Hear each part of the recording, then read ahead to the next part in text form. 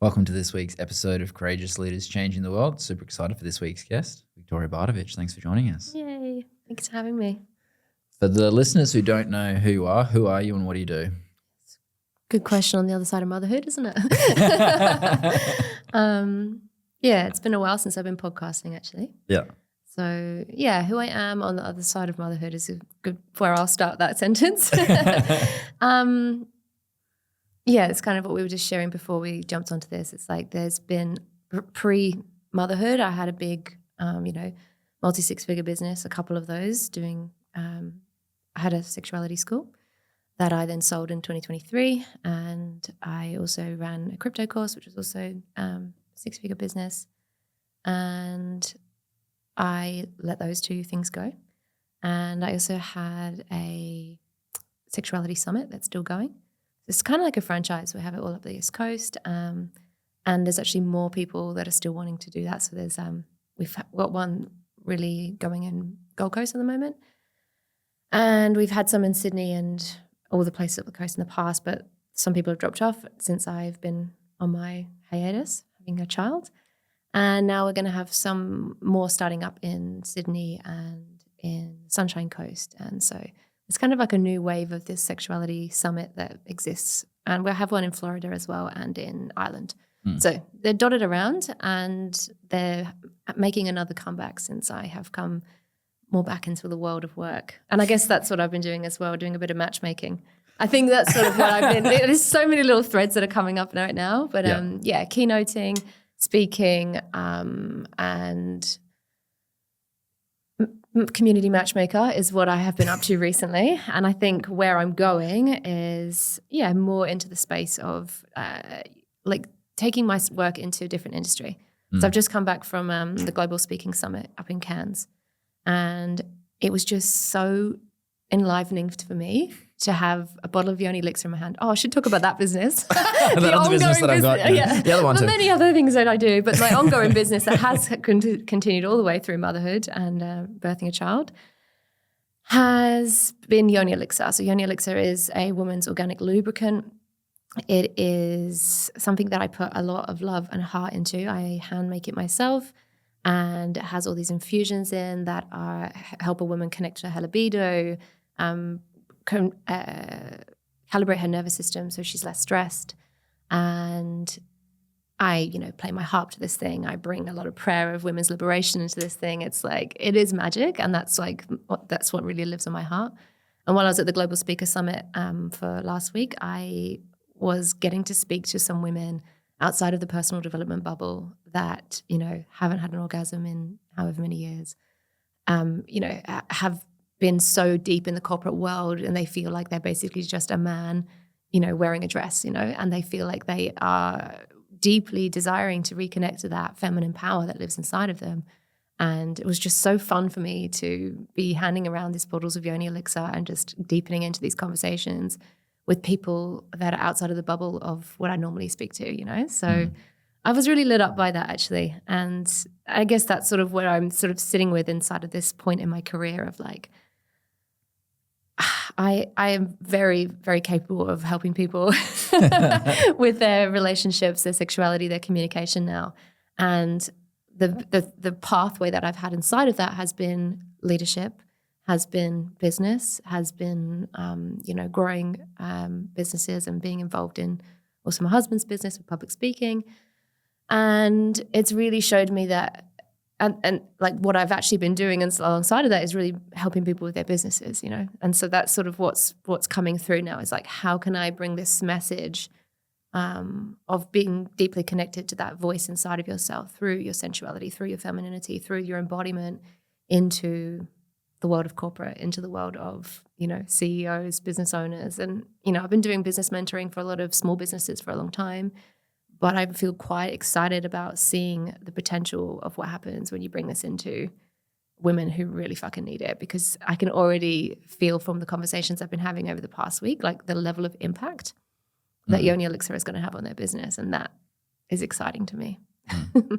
Love that. Big intro. Big intro. That's pretty standard for you. That's how it goes. What's been a time that you've had to summon more courage than any other time? I mean, the thing that's right in front of me, right? It's motherhood, Yeah. That's a big one right now. But I mean, it's ongoing. It's the both at the same time. It's the business coming in with the motherhood. It's the courage to know that, like, and hear that inner voice that tells me, okay, I am still being present with my child, and there's this calling that's coming. And what's true for me is that when I was pregnant, I was like, I sold my businesses, apart from Yoni Elixir, and I actually took Yoni Elixir back quite a lot so that it was very basically run. So it just was more like a trickle of income than its usual pumping that it was doing. And I really was creating my life so that I could just be full-time mother. And I was like, okay, I think that's what's going to happen. I think that's what I'm going to want. And I was really seeing that's what was coming. And I have this practice that I do inside of my, I guess it's just my spiritual practice, if you will. And I drop in and I find what's the deepest truth in any given moment. And then I follow that. And I was doing that for a few years in the lead up to falling pregnant. And as I was going there, every time all I would find is have your son, or basically have a baby. I didn't know it was going to be a boy. So have your baby, have your baby. That was everything that was there for about 2 or 3 years. So this is why I was convinced to myself that, like, maybe all I don't want to do is be a mom, And everything that I wanted to create on top of that was just like, okay, I guess I could do this, It wasn't like I need to actually make this fucking happen, Like those levels of when your purpose is just like vibrating in your guts, like that feeling. So that was like, so I was listening to that and I was like, this must be it for me. Maybe my career is winding down. I'm just going into full-time motherhood. It's like even more funny when, that was like the same kind of thing for Miroslav. Not like his career winding down, but it's like, this is the only thing to do for now. It's like. It's like this. So when you're listening, that was all that was there. So anyway, I was listening. I got the message. I was like, okay, I'm going to prepare my life to be in full-time motherhood. And now we're like, I have been in that. He's 10 months now, like I've been in that for 10 months. But actually, as soon as I got pregnant, I was driving through the desert. And I don't know if you've ever driven through the desert, but it's very like because you can see, all you see is the same thing over and over again. It's like something happens to your vision visually, but also like it just seems to open up something for me. It's one of my favorite places to be is in the desert because I get so much openness. So I'm driving along, big belly, 3rd trimester, and all of a sudden I just get hit with these visions of like seeing where my career is going. And I'm like, no, that's not what we agreed on, like I'm like speaking to spirit and I'm just saying like, that's not what we thought we were going, like, and and why would you give me visions like this in the 3rd trimester? I was like, you've had all these years, like I've been available to listen to the spirit and where it wants me to go with my career and stuff. And and as soon as I felt that coming in, I was like, okay, I'm listening, and there was so much irony in it, like I saw a psychic years ago and he said to me, he was like, you're going to be on some really big stages. And I was like, I think you've got it wrong. That's my husband, That's my husband. He's the public speaker. And he's like, no, that's you. And like basically what kept coming in for me as I was driving through the desert and ongoingly has been this vision of me speaking. Which, it's not lost on me that I've been around the speaking space for however many years. The guy I was dating before, Miroslav, was also a public speaker. It's like, it's been around for a long time, like the last decade at least. And I've never called myself a speaker, even though I've been doing plenty of public speaking. That's just never been part of. That's the only Vic I've known. Literally. But I just never considered, I thought I was, the sex and relating lady, and now it's like, there's just like, some big pieces coming in and I've seen these visions and I just basically in your question was, what's the most courageous piece, and I think this for me is it. It's like, can I actually follow what I believe in, which is if we turn up the inner voice loud enough, then we cannot be out of alignment. Because it's like that when that voice inside is louder than everything around you,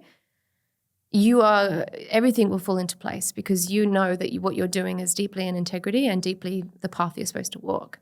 And, as a new mother, it's very vulnerable, like I feel the messages around me and I feel women speaking to like how they've bypassed their children's childhood to go back into work because it's hard being a mother, you know, and I've been really, wrestling with that feeling inside of myself of just like, can I really trust this voice inside of me? And can I really trust that I will not bypass my son's childhood? Because that's, if I got to the other side and he's like 18 and I'm looking back and thinking, what the fuck was I doing? Like that would be the biggest regret that I ever have, you know? Yeah. Because it is the most precious, incredible experience I've ever had being a motherhood.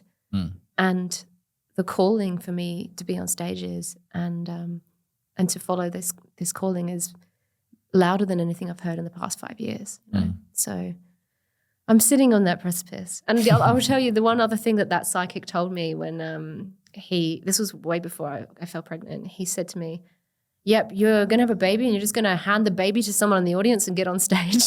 I was like, okay, now I can see it, you know. Sounds about right. Yeah. So that was a funny feeling, you know, seeing that maybe these worlds can collide and I just need to deeply listen to that. Yeah. Yeah, I think it's always been that kind of theme for you as well, the bridge between worlds, the innovator.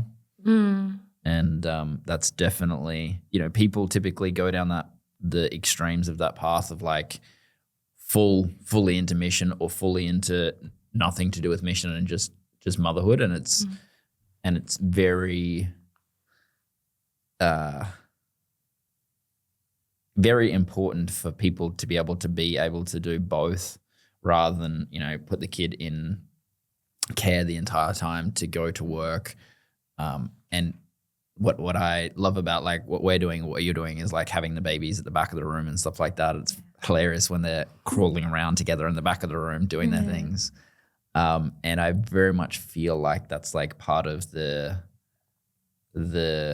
almost returning the next shift, and but also like the returning to the honoring of the family unit rather than creating the segregation between it all.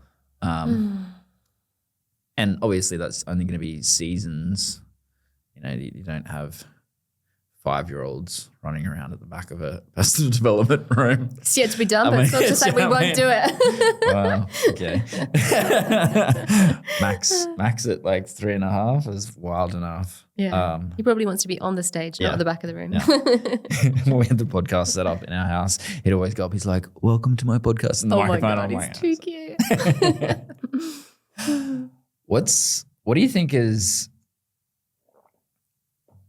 the thing that people face off with when they have that inner knowing of what's for them and actually following what that deepest truth is? Because it's very easy to be able to know what that is, but to follow it is an entirely different thing that most people don't do. Yeah.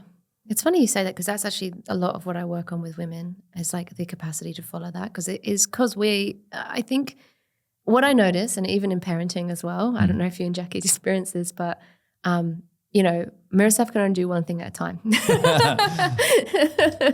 Yeah, I feel that might be the case, yeah. Whereas women, like we are like, you know, when I come home from the gym and Miroslav's like, I haven't showered because I've got the baby, I'm like, babe, like, what do you think I'm doing the whole time I'm looking after him? I'm like, of course I have to shower with the baby.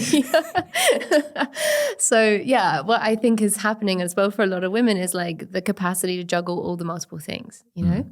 And you know, there is a lot of privilege that I experience inside of that because I have a very capable husband as well, you know. And I think that, you know, I just want to acknowledge that as a big part of this conversation. A lot of women are not supported in any way. And that does create a whole different experience of how you're supposed to listen to that alignment, that inner voice. And it also takes the next piece, what I would say is like that piece around risk-taking. You know, and I know a lot of women that listen to things like The Diary of the CEO are very fed up of hearing, you know, you just do your ice bath and you get on with it, you know, like that's not our reality and it's not what's useful for women, you know. And I think that you're right, there is this piece around like how do we take those risks? How do we find that place to follow what is deeply alive inside of us? And for me, it's always been a case of what are the things that I can do to move the needle? And I actually think that's where a lot of people move away from. They're very busy building out the brand or very busy, I don't know, having the conversations about their vision, you know, doing these things. But actually what comes to the bottom line is what's the thing that I need to do to initiate to move the needle? And a lot of the time that's jumping on the phone. A lot of the time that's having the conversations with people that you're scared of or intimidated of, or, you know, that can actually help you, or the clients that you don't have yet that you need to be on the phone to. Or it's asking the friends that love your work and love taking, you know, all this free advice from you to actually say, hey, like, I actually think I've got an offering for you, and putting that in place, you know, because like that's what I'm seeing a lot of. It's like, for me, you know, like I'm saying, I feel like a little bit, my experience with personal development is that I climbed to the top of the mountain, had my, you know, 7-figure businesses, and I was sitting at the top there going, oh, I don't like this. This is it, you know, and I'm not feeling it. Like I'm not feeling juiced up by this. I feel like I went away from my ultimate vision that I really wanted. And if I'm really like transparent, like getting an exclusive here, Cody. Here for it. I feel there was a moment in me growing out my business and my vision where I chose capitalism over my vision. Yep. Yeah. And I have to sit with that actually on a day-to-day moment of like recognizing why I was so dissatisfied when I should have been fulfilled by having everything I wanted. And that's been a big part of me reconciling that through this experience. And it's actually really been very beautiful for me to be in a space of motherhood where I've been very financially supported, so that I can actually really like feel that depth of nourishment where I am not the person that needs to go out and make everything happen for myself. So I've actually really got to see and feel where I chose that. And I don't know if I would have seen that without the experience that I've had of being supported in this way. But what has come up inside of seeing that is recognizing there was a moment when I started my school. I never actually wanted to start a school. I don't know if you know this about me. You know, for everyone doesn't know, Cody was really there. Yeah. We did this together. Yeah. We were right in those moments where we kind of made it together, you know, which was very precious in our friendship. Yeah. But there was when I was building out the school and when I was having all the conversations with our mentor at the time, I was saying like, I want to build a research project. Do you have any memory of me talking about this? No, I've never heard that. That's so funny, isn't it? So and the first 2 rounds of the school was a really large research project. And it was basically me wanting to research this modality that I created and also recognize where, because the thing that breaks my heart the most is how plant medicine has really made it into the mainstream. And we've got all this capacity to reach transcendental states through our sexuality. And we're not even looking at it. We won't even talk about it on a stage most of the time. We can't even bring it into entrepreneurship, and we definitely can't bring it into corporate and places like this. So this is the heartbreak that lives with me day in and day out for, you know, more than a decade now. And when I first started the school, the first 2 rounds were a very large research project. I had a university team that came in and basically interviewed all the women. But what happened is that I was pumping out content to these women every single week. I was giving them self-pleasure practices. So they were having a huge sexual awakening, which meant moving through a lot of their trauma as well. And then they were having research interviews on top of that. And I was like, what? These guys are not into this thing and like as committed as I am to this? Like, you're not going to let it take over your whole life? And yeah, I really got very quickly schooled into like, what's the level of, you know, passion that I'm riding on versus the level of passion that my students are going to come and ride on, which is different. And and that was a big learning curve for me. But after the second round, and I felt people's overwhelm, and I, you know, put the content back every fortnight instead of every week, and I was still feeling that they were like quite overwhelmed by the amount of like data and information and awakening that I was bringing into their space. I was like, okay, we're going to drop the research project. And I would look back now, and I think that was the moment. That was the moment that the business started going into a direction that I was just so not fulfilled by, ultimately. So I guess that's where it leaves me now. You know, it's like what can be done for me to actually see how business can move with my deepest vision has been the greatest learning, I think, out of all this. Crazy. Didn't know it was a research project. Yeah. Yeah. I did a post recently about, you know, I had this experience where 2 of my friends called me out one time in a gym. And that was the catalyst for me to, you know, take business seriously. And I remember kind of just seeing you and your growth and your evolution in that time. And I was just like, okay, fuck, I guess I can do it too. She's wild and crazy like me and calling me on my shit in the gym. So I guess we're going. We're all going. We're all going. If we're going to die, you're dying with us, Cody. If you're going to bully us into these kind of press-ups, then I'm going to bully you into mission. Well, thank God we did, right? Yeah, exactly. And I think about that even when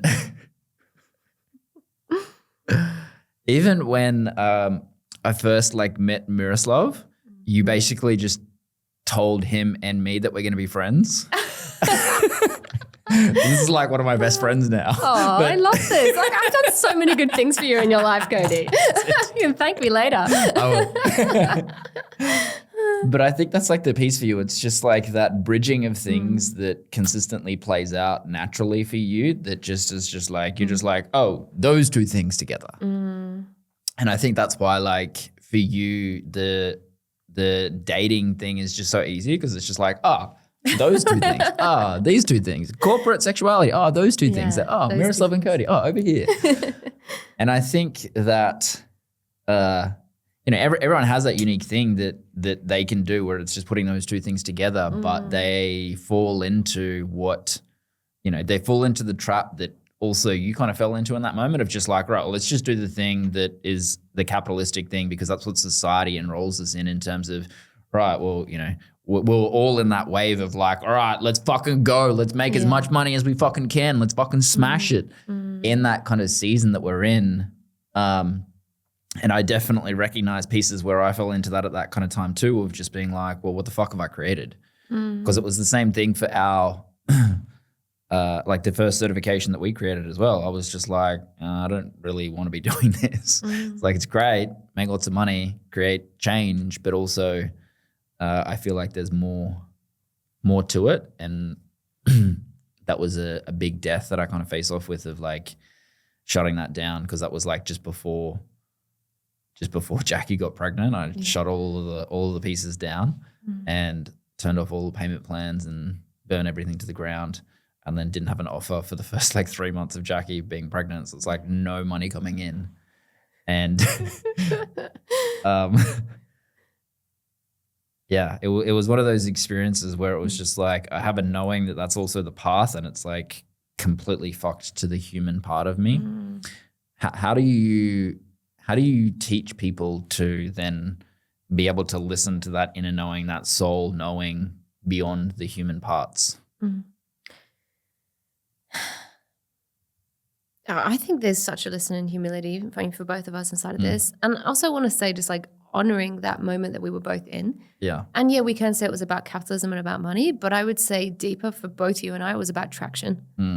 And actually like the money, the dollars in the bank was just really about how much traction could we get because it's like the impact doesn't happen without that part. And I think that's actually why it's such a tricky beast, But like my practice and what I do, like I said, dropping into the deepest truth is dropping into like all centers. And one of the things that is deeply breaking my heart in the world is that, there's so much mind pushing out into the world and, we're going to do it like this and AI is going to do this, all this, and like we can replace everything with just this thing, which is the mind intelligence. Like, please, like that's like nothing that when we say we're putting these two things together and we're creating magic or couples are coming together or partnerships are coming together, romance, like the true deeper things around dating, the true deeper things around like when a business is actually so like aligned for the planet and actually going to make a huge difference. The thing that happens and what the main thing I've been talking about on stages recently is like this innovative instinct. It's this capacity to innovate through your instinct. And for me, the instinct is when the heart, the head, the guts and the sex are all actually vibrating and moving. And when I talk about the sex, it's not, being performative sexuality. It's not about being, the way that I would word it is it's almost like your animal is online and you're not just like holding back and just trying to do something from the mind. You're not just holding back. I'm just going to bring through the heart and everyone's going to have this loving experience. It's like actually that part that is like the killer, that is the passion that it's actually not afraid to actually stand for people. Like that part needs to be online. And that when that is vibrating and on the other parts are vibrating at the same time, like the instinct is fully intact, you can deeply choose who you choose from that place. You can deeply choose the decisions that you make from that place. But what I'm seeing a lot of, and if we're just going to talk about dating for a moment, I listen to a lot of podcasts around these ideas around dating. I listen to these relationship experts, and they're like, the women, they need a provider, and they need a, six pack, and they need to be 6 foot, and they need to be this. And these men, they need, young women that are like this and have this particular beauty. And it's all just like this mental ideas of who should pay for dinner and what's this stuff. It's like, I can't handle it because it's so disconnected from all the other centers. And it's like we're teaching young people to like look for sexual partners from this very cognitive place. And actually when they deeply come into their bodies and they trust that, which is not being taught on TikTok, is not being taught on podcasts, when they can feel all these parts moving, they're going to be able to deeply trust the decisions they make. They're going to be able to feel into like the partnership that's supposed to come together. And for me, this is where the magic has happened. Like my experience of my life has been that, like this is kind of a joke for me, but like before I was friends with Miroslav for 4 years, triggered the fuck out of me. The whole time we were friends, I was like, this guy, And then when we put our bodies together and we came together in that way, and this is part of my, I guess, secret weapon thing, is like I will put my body together with somebody. And I'm not saying I will go to bed with them and have sex with them. I'm talking about I will let my body feel all parts of me when I am with somebody. And when I go there and like I really drop into presence, and if I can feel there's like a particular tension, whether it is the repulsion of someone's triggering me, or if I can feel the energy of like, wow, this is a really strong attraction. I don't know what I'm supposed to do with it. I don't know if it's supposed to be a partnership, a lovership, or just a creative project or a friendship. Like I don't know what it is.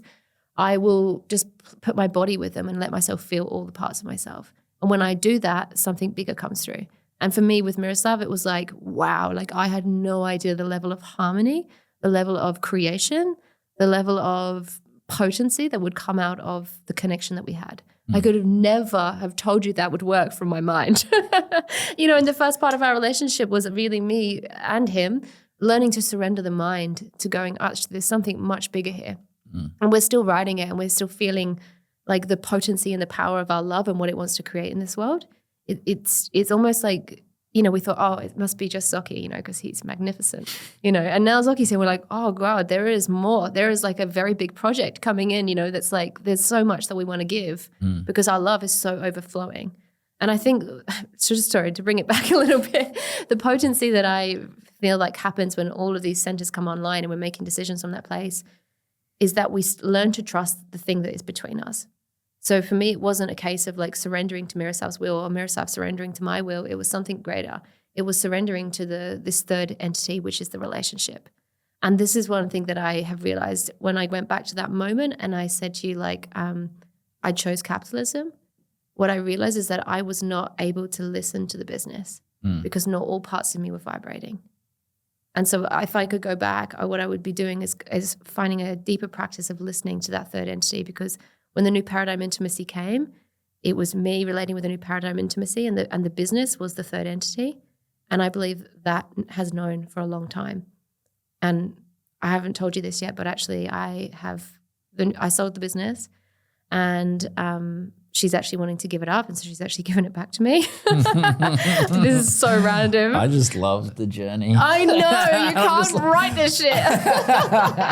So yeah, I think there might be something coming, like there might be some. when you're like looking at transitioning it and stuff, and you're like, oh yeah, Dane's kind of stepped like way out, and he's just like doesn't want hands off, and then he's like comes back in a little bit and stuff, and I'm like, well, it's your thing, and we're gonna see where it goes. Well, this is the deeper piece that I'm learning, is that we have contracts with these entities, and now that this thing is coming back to me, I'm like, okay, there's this research piece has been coming back to me. I'm being shown the vision like even clearer than before. It's like I started to get the vision, and then the school has now come back, but I think it's just the actual the entity of the new paradigm intimacy that's wanting to reestablish itself and create something bigger. The school will still continue and people can still study that, but that won't be what I will hold. It's more about, what is it that's actually trying to move through me and kind of move through this particular entity.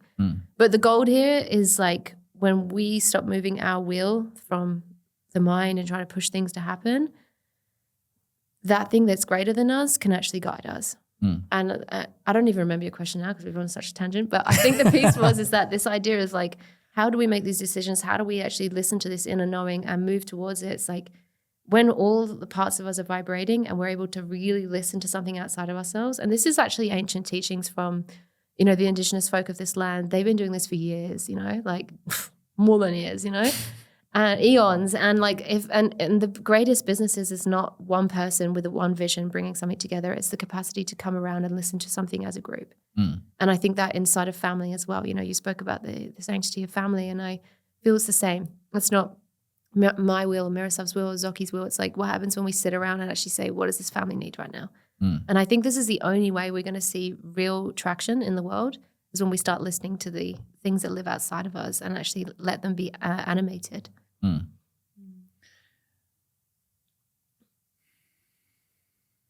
So AI. Yep.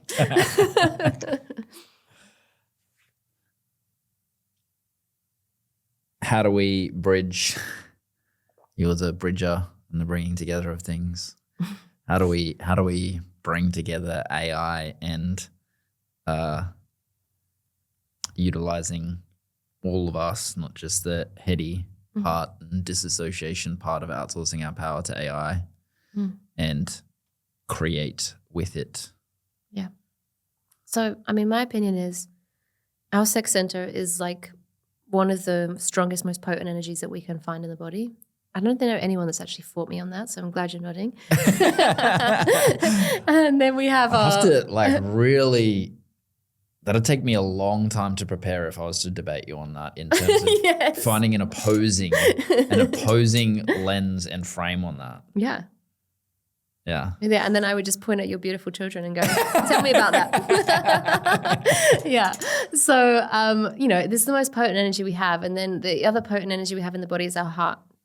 You know, these centers actually have the deeper guiding forces of our body. And when we allow them to be louder and to come online in a bigger way, and we actually deepen into them and let them express and feel and like connect to the world and let other people and not be afraid of other people connecting to those parts of us either. Because we do a lot actually to protect our sexuality. We do a lot to protect our hearts from this world. And I don't know if that's serving us anymore. I don't know if it seems like a massive waste of time.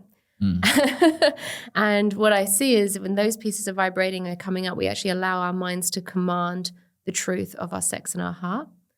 That's where the power is. And for me, business for a long time, and a lot of the reasons why, you know, business was such a big stressful journey for all of us, I think, is because it's been a lot of mind. And now we get to actually like outsource a lot of that mind. And a lot of that can be done without so many people being involved. So for me, that actually leaves us to be around others and let the hearts and the hearts and the sex actually come and vibrate together, so that we can see what actually the truth of these bodies is actually listening to. Because when we let the eros and the heart go and find the partnerships that we want, the decisions that we need to make come from those places, that has been for me hands down the most powerful, potent decisions I've ever made in my life. And anytime that my mind has tried to lead or my will has tried to lead, it's ended up being a mess. Because it's like I'm trying to outwit something that is so much bigger than me. And there's a collective consciousness that lives inside of the heart and the sex. It's like these parts of us are trying to meet the others. You know, they're not trying to hide from anything, you know, but we shut them down a lot of the time to do business. And I think that those days are done. And I feel excited for what's coming with AI for that reason. And I think it's going to take a lot to harness this, but I believe that's probably one of the reasons why I keep being shown these big stages. Yeah, it's definitely an interesting inflection point with it as well, with just, you know, tuning into how much of, you know, the coaching industry is evolving and changing with it. And, you know, there's entire kind of sections that are everything that worked for them no longer works. So I saw a thing of like a $3 million company that shut down like last week, coaching company. Wow. Because they just didn't evolve and didn't change and didn't shift things. And, you know what happens when you build a big company and you're making lots of money, and then you just keep getting more and more team members, and just creates this big gloggy thing that moves slowly and is very heavy. And I think that there's very much that time and opportunity of moving with the speed of evolution of kind of what's playing out, and the enhancing of ourselves rather than just outsourcing it to the machines, to the AI, to all of that stuff. I still have a double-edged sword relationship with AI. Yeah, I think that's natural. We're talking about it like the other day with like transitioning to Claude and stuff. I'm still like, there's certain things that I just won't, like content. All my content I'll write and I'll use it as someone to converse with, but not create. Yeah, because it's not made for that. Yeah. So I don't know. Yeah, because when we speak and when we write, like it should come from the body. It should come from the parts of us that are powerful. Yeah. And then we should command the mind to bring it into coherence, you know?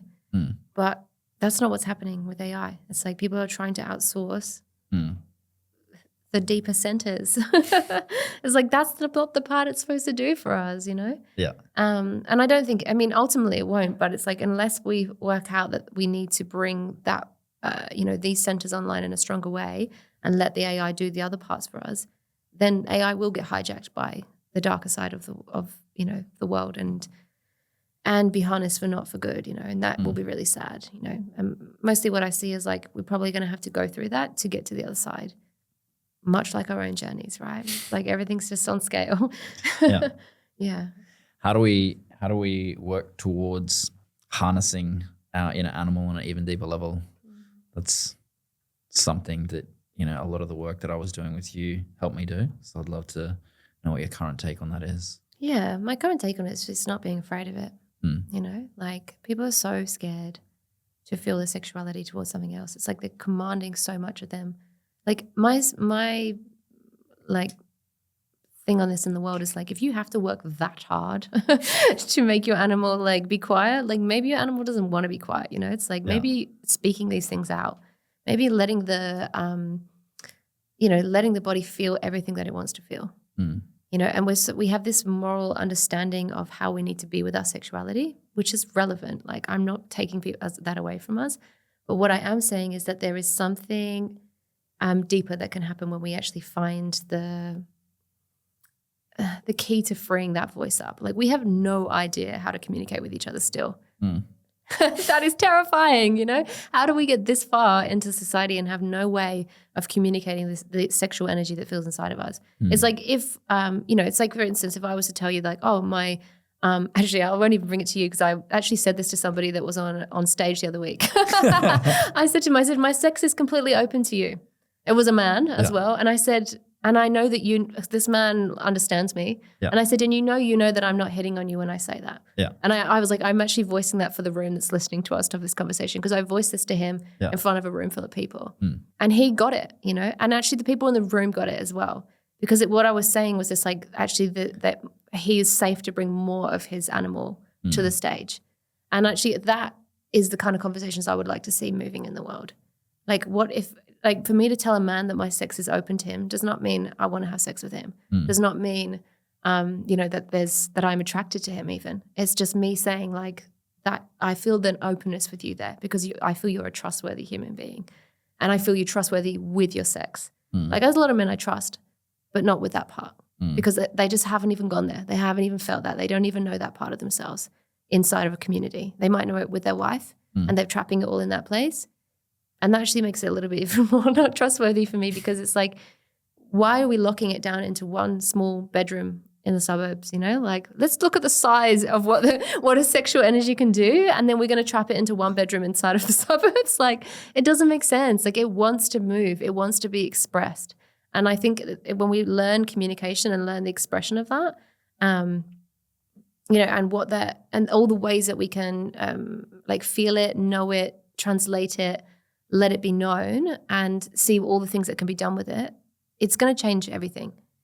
But at this stage of where we're at in society, like we're still not okay to even, like there's stages. There's like the acknowledging to self, like, oh, wow, I feel my sexual energy towards this person and I'm married or I'm not, not available. That's one stage. The next stage is like, can I let myself hear that and just have that conversation with myself? And then the stage after that is like, can I voice it to this one person? And then the stage after that, we're like, can I actually just voice that to the community so it's not even a big deal? Like, can you imagine if we actually started changing like how we communicate and how we feel about one another in those ways? Because then we get to, what that actually creates is not lots of people hooking up and lots of sex happening, unfortunately. What actually happens when we go there is that we actually start to learn what we can do with this energy. We don't even know what's possible because we're not freed up enough to even talk about it. Like if we free up the point where I say, actually, my sexual energy is really open to you, and then that person knows that I'm, married, maybe not interested in having any kind of partnership with them or not interested in having sex with them, then we have to get creative. Then we have to go, okay, what do we want to do with this energy? Do we want to make a project? Do we want to, share some sort of poetry? Do we want to like bring some artistic experience into the world? Like what is possible when we actually allow that thread to actually touch one another? Like that really is something I'm interested in. And I've only been able to see and experience that with a small group of people that are my very close inner circle, and those people I feel like this boundless, endless well of creative potential with because they're willing to get curious with me. And I would love that from all my friends. And I would love that from, people that I do business with. Because I think that is where innovation and instinct truly meets the world. Yeah. I love that. What do you think? What do you think is the first big inflection point to be able to bring that forth for more people beyond the people closest around you? Inflection point, like what's holding the back? Yeah. What do you think is the next breakthrough point then to take that beyond the closest circle that you're in right now? Yeah. So, I mean, this has been something I've been sitting with, right? I went into the sacred sexuality space because I was like, this must be where it is, right? I didn't find it there. What I found there was like these ideas that we nearly need to slow down and we need to be with our sexuality in a certain way and do all these things. And you know what? That's incredible. Like there's no diminishing that. Like when you slow down and you be with your body and you spend like hours and hours doing tantric lovemaking or whatever, incredible, great time. But what I actually think is possible is that we never switch it off, like now that I'm on this side of like early motherhood, I don't have time for hours and hours of tantric lovemaking. What I have time for is like coming and dropping into my body and feeling what's there and connecting to that. And actually even that is like the skill set that I'm really working on is like how quickly can we come in and breathe and be with that. And I mean, I've had this experience through the birth and also like really early motherhood into now, like my eros actually hasn't diminished or dropped off, which I found fascinating because I was willing to like, okay, that's totally possible that will happen to me, but it didn't happen. And it actually just showed me something else. It was like, actually it's my willingness to be open to my animal and my knowing of my animal. I think that actually has kept it alive. Doesn't mean I always have the, in the early days of when he was just born, didn't have the capacity to mobilize my animal into reality or into lovemaking, but it was still so there for me and it was so strong and I was really able to feel it and it showed me how little actually we need to do with it once we have it open and vibrating and have it there. So your question was, what do people need to like do to take that first step? And I think it is actually just like using their voice, using their communication, letting the voice and the sex to have a channel of openness. And the more they're able to do that and just let that be integrated into their life, it doesn't even matter if it's just with a small group of friends, I think that it will make a massive difference. So I think the first stage is like, how does communication look? How can we get that shame-free and that comfortable to be able to voice what's going on with our eros, that's going on with our sexuality, so that we can just voice it? Because not many people feel comfortable enough to just say, hey, this is what I'm feeling. Hey, I'm actually like feeling this eros. I feel like I need to like voice this to you or like sit with this and, just like there's no openness. So yeah, I think there's an openness first with self and then secondly with your community in some way. and whatever that looks like. And not getting fucked up around, not everything is about penetrative sex. We're so like heteronormative inside of this reality around feeling like eros means we want to have penetrative sex. It's like those two things are so far away from one another in my reality now, you know? Yep. How do you start to open up to that, especially if, you know, a lot of society has that deep level of suppression and shame around their sexual energy? Yeah, I mean, a cultural shift needs to happen. And I think that shame, you know, it lives in a lot of places. It lives within religion, it lives within family, often it even lives within romantic partnership, you know? And I think that I also don't want to diminish it and say, it's just shame, get rid of it. Like, that's not what it is. It's actually vulnerability. And there's a reason like that vulnerability exists. And I have it too, you know? It's like, it's not always easy for me to go, this is what I'm thinking about, or this is what I'm feeling around eros, you know? Like, when I know the other person is really not going to get what I want to say, or like if I wanted to say to this person, actually, I'm feeling my sexuality towards you, I'm curious about that. Do you want to have a conversation? And I know that person is like not going to understand.